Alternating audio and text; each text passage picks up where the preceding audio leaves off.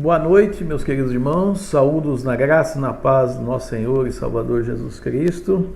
Mais uma vez estou aqui sozinho, com muita saudade de vocês e orando e pedindo a Deus que logo acabe esta epidemia, pandemia que tem nos afastado e nos separado. Eu louvo a Deus, irmãos, porque as previsões catastróficas que estavam falando de milhares e até mesmo milhões de mortes no Brasil não ocorreram.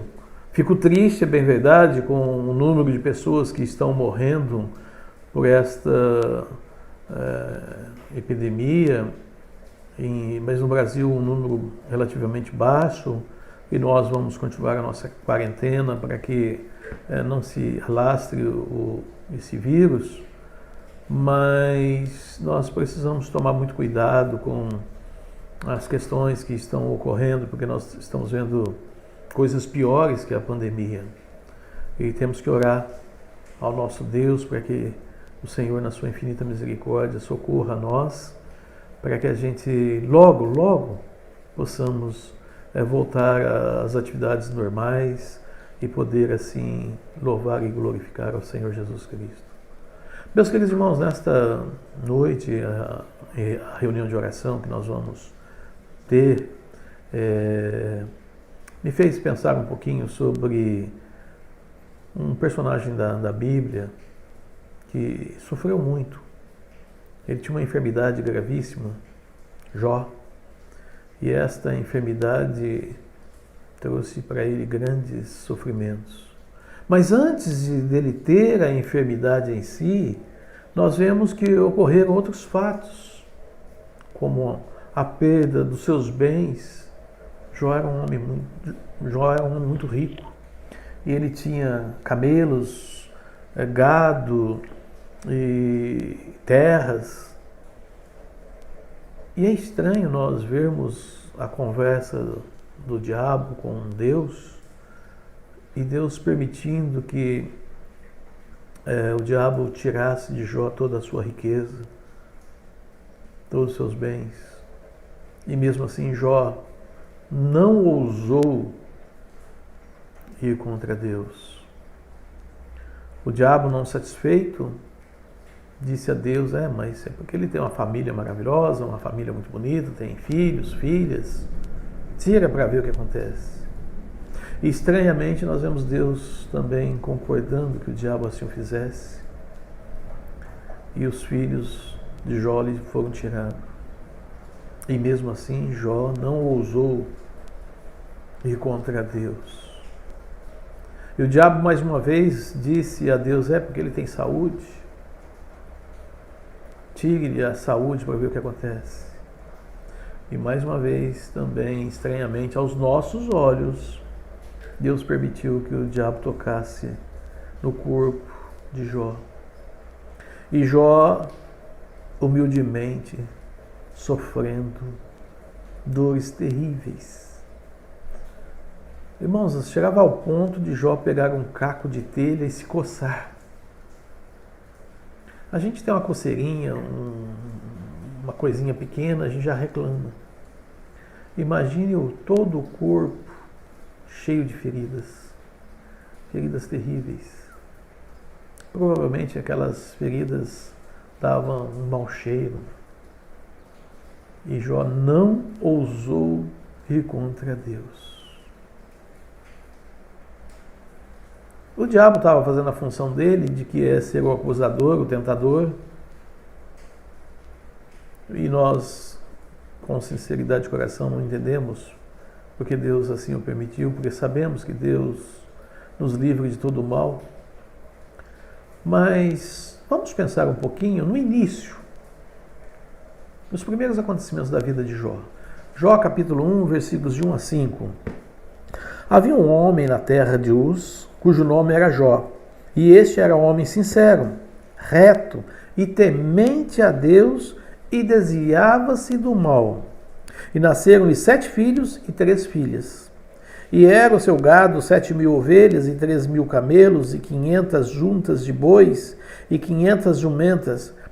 era também muitíssima a gente ao seu serviço, de maneira que este homem era maior do que todos os do Oriente. E iam seus filhos e faziam banquetes em casa de cada um ao seu dia, e enviavam e convidavam as suas 3 irmãs a comerem e beberem com eles. Sucedeu, pois, que, tendo decorrido o turno de dias de seus banquetes, enviava Jó e o santificava, e se levantava de madrugada e oferecia holocausto segundo o número de todos eles, porque dizia Jó: porventura pecaram meus filhos, e blasfemaram de Deus no seu coração. Assim fazia Jó continuamente. Havia um homem na terra de Uz, cujo nome era Jó. Sabemos que desde que o mundo é mundo, nada se muda. Salomão já nos diz: não há nada de novo debaixo do sol. E os mais antigos vão lembrar das palavras de Chacrinha, o velho guerreiro: nada se cria, tudo se copia. Por que eu estou falando sobre isso? Meus queridos irmãos, nós como cristãos e pais, devemos buscar exemplos da Bíblia para que nós possamos imitar e assim também sermos exemplos para as outras pessoas. O texto diz que havia um homem na terra de Uz, cujo nome era Jó, também nada de novo. Porque quantos outros homens haviam e moravam em Uz? Quantos casais, marido e mulher, filhos, moravam e existiam nos tempos de Jó? Jó era contemporâneo de Abraão. Ele morava numa região, Abraão em outra. Mas por que nós vemos aqui os relatos apenas de Abraão e de Jó? Mas dentre tantos, as Escrituras nos contam a história de Jó. E por quê? A Bíblia diz que Jó era um homem sincero. Em outras tradições diz que Jó era um homem íntegro. E quando nós ouvimos a palavra íntegro, nós pensamos que é uma pessoa que não peca. E não é verdade. No dicionário diz que íntegro é totalmente probo, irrepreensível na sua conduta, honesto, incorruptível, reputação ilibada, integridade, ou seja, completo. Um homem íntegro não é aquele que não peca, pois não há um sequer que não peque. Em 1 João capítulo 1 nós vemos o relato dizendo que se dissemos que não temos pecado, somos mentirosos e fazemos Deus mentiroso, porque Deus diz que nós somos pecadores. Mas o homem íntegro é aquele que reconhece quando erra e busca correção. Meus irmãos, nós estamos vivendo um período de pandemia e principalmente nas redes sociais nós vemos as pessoas fazerem e colocarem vários tipos de relatos e comportamentos corretos, comportamentos errados. E eu não quero entrar nessa questão, só quero que a gente pense na nossa atitude e o que nós temos falado, o que nós temos postado. Não estou dizendo para que os irmãos não coloquem ou não manifestem a sua posição, muitas vezes, de irritabilidade, de discordância, mas nós temos que fazer assim com amor, temos que fazer assim com respeito, com educação. E a gente vê muitas pessoas colocando coisas absurdas, terríveis, e muitos cristãos falando coisas que não deveriam falar, que magoam o próximo. Eu estou falando de irmãos. Não estou me referindo aqui aos irmãos da igreja, porque se assim eu fizer, nós vamos conversar. Se o pastor assim fizer, também sei que os irmãos vão conversar com o pastor, porque nós temos essa liberdade de poder chegar um no outro e dizer o que não está concordando. Mas há fatos que traz tanta tristeza para um irmão ou para uma irmã que poderia ser evitado. Pode até ser verdade. Pode até ser verdade. Mas não importa se o que a gente vai falar vai trazer mágoa, vai trazer tristeza, vai trazer dor. Melhor que fique quieto.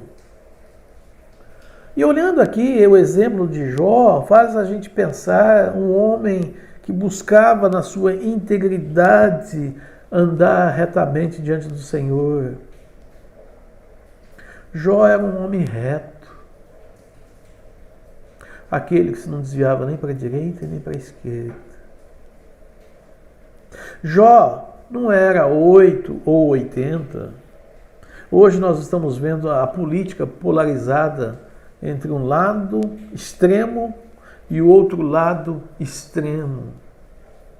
Pelo amor de Deus, irmãos, não estou me referindo ao centrão, porque esse aí é o absurdo dos absurdos. Se diz centrão, mas só quer dinheiro na mão. Não é isto. Eu estou me referindo a nós, cristãos, sermos centrados. Nem exagero de um lado, nem exagero do outro. O homem, Jó, era temente a Deus. Temente a Deus, busca andar nos preceitos de Deus e não dos homens. É bem verdade que nós estamos falando aqui que, usando o exemplo de Jó, devemos imitá-lo e copiá-lo.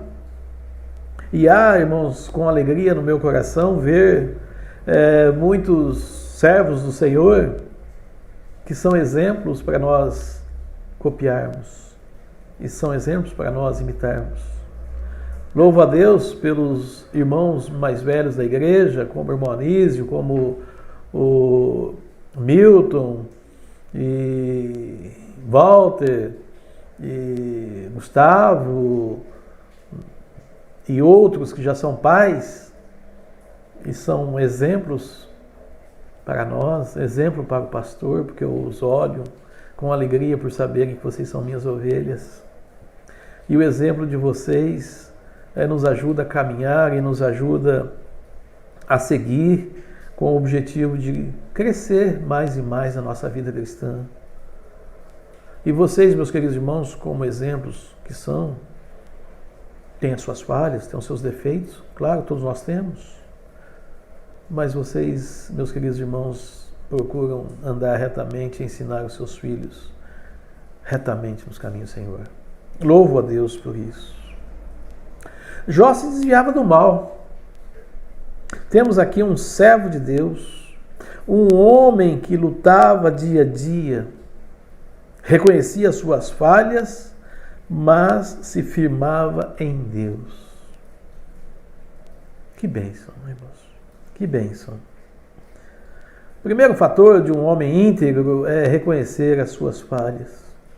O primeiro fator de um homem íntegro é não apontar o dedo e nem julgar aquele que está passando por lutas, tribulações ou até mesmo em pecado.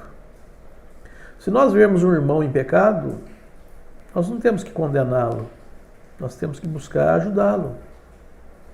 Nós não sabemos o que ocorreu, porque a pessoa chegou até aquele ponto. É bem verdade que muitas vezes é por se desviar da palavra de Deus, muitas vezes é bem verdade por não ouvir a voz de Deus.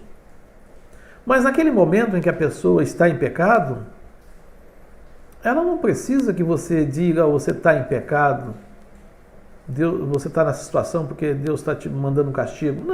Não, nada disso, meus queridos irmãos. Se fôssemos pensar assim, o que seria dos homens maus, roubam, matam e vivem suas vidas em prosperidade? Mas eu estou pensando no sentido mais simples. da vida corriqueira, da vida do dia a dia, de nós caminharmos e de nós olharmos uma ovelha caída e lá socorrermos essa ovelha e fazer com que ela possa voltar para os caminhos do Senhor.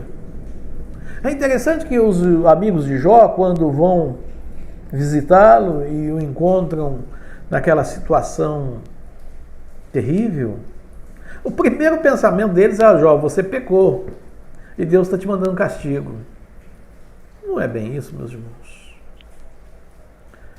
A minha mãe, que está no céu, ela foi uma grande mulher, uma mulher simples, uma mulher que aparentemente nós não víamos grandes sonhos,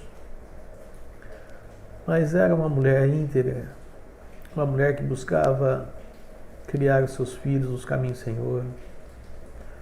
E eu louvo a Deus porque antes dela partir, ela teve a oportunidade de confessar Jesus Cristo como Senhor e Salvador de sua vida. Jó, ao oferecer ofertas a Deus, oferecia por todos os de sua casa. Jó cuidava materialmente dos seus, mas principalmente Jó se preocupava com a questão espiritual. Vemos aqui no texto que lemos que Jó era um homem muito rico. E nós sabemos, meus irmãos, que a riqueza muitas vezes separa o homem de Deus. Não no caso de Jó. Nem no caso de Abraão. Abraão também era um homem rico. Davi também, sendo rei, se tornou rico. Salomão, um dos homens mais ricos que houve em todo o tempo. Não é a riqueza que separa o homem de Deus? Não. Mas nós devemos pensar com carinho, porque muitas vezes a riqueza pode sim separar o homem de Deus. E Jó, sendo um homem rico, não permitiu que a sua riqueza o levasse para estar distante de Deus. Pelo contrário, Jó mais se aproximava de Deus.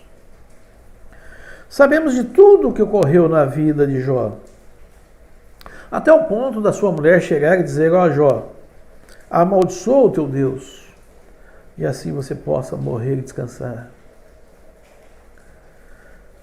Irmãos, essa mulher, ela tomou atitude por amor ao esposo.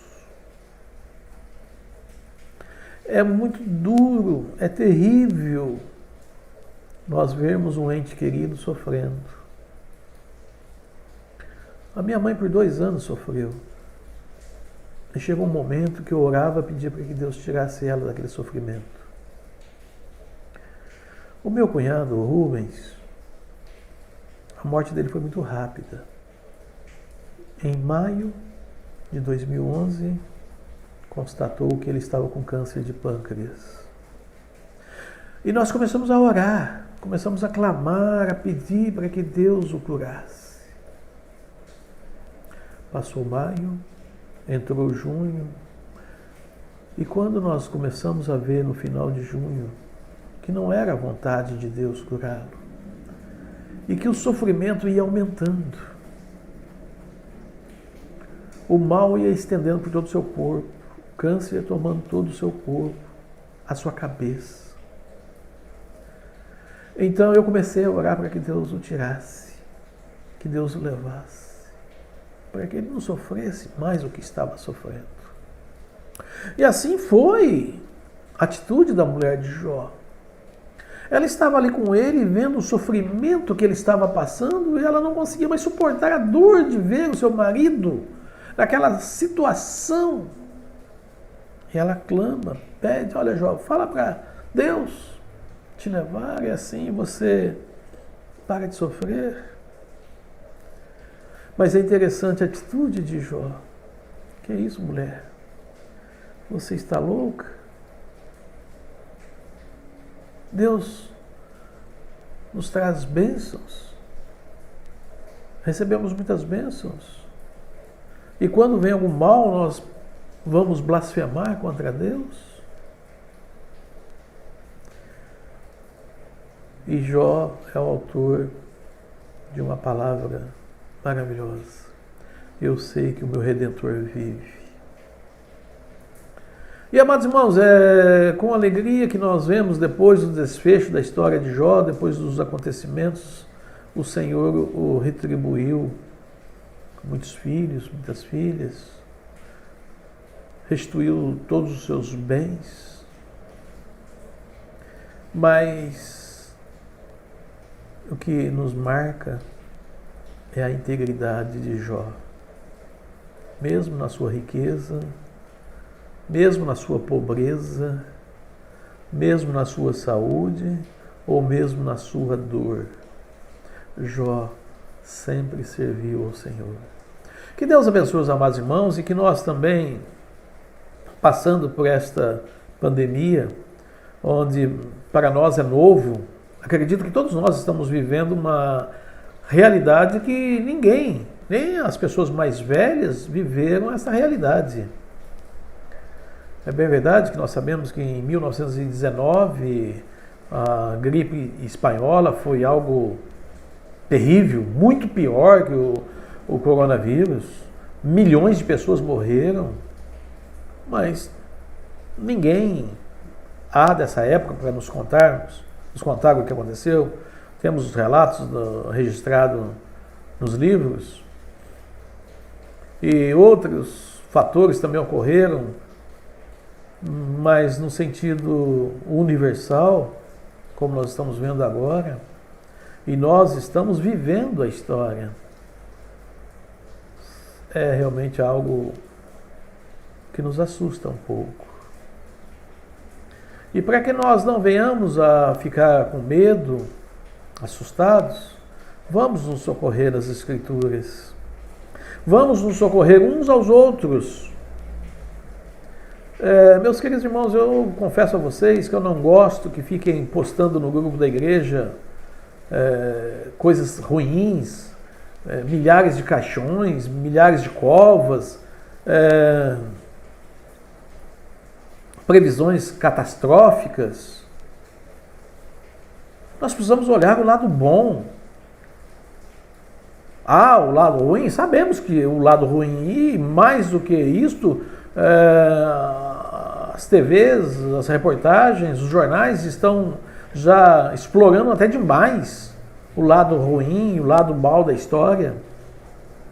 Mas eu não vejo pessoas falando de coisas boas que tenham ocorrido, não vejo pessoas falando, e poucos são aqueles que mostram os que são curados pelo Covid, poucos são os que falam de resultados de alguns medicamentos que estão funcionando, como a cloroquina, como o plasma, como corticoide, que é algo mais recente e que está dando muito resultado ótimo em relação à cura das pessoas. Irmãos, vamos começar a falar das coisas boas. As coisas más estão aí, as coisas ruins estão aos nossos pés. Mas quando nós olhamos para o alto, e se porventura algum ou alguém de nós for levado por essa doença, não entristeçam os vossos corações, mas se alegrem em saber que já está com o Senhor Jesus Cristo. E vamos orar, vamos clamar para que o Senhor derrame as suas bênçãos sobre o nosso país. Vamos louvar a Deus e agradecer a Deus pelas ricas bênçãos que Ele tem nos dado. Deus abençoe vocês, uma ótima noite, que amanhã, quinta-feira, vocês tenham um dia agradável. No transcorrer da semana também vocês tenham um dia agradável nessa semana. E orar para que o país volte ao normal. Orar pelos empresários que estão passando situações terríveis. Orar pelos empregados que estão perdendo os seus empregos. Orar, irmãos, vamos orar. Se nós não podemos falar nada de bom, que nós possamos orar. Deus abençoe os amados irmãos. Amém?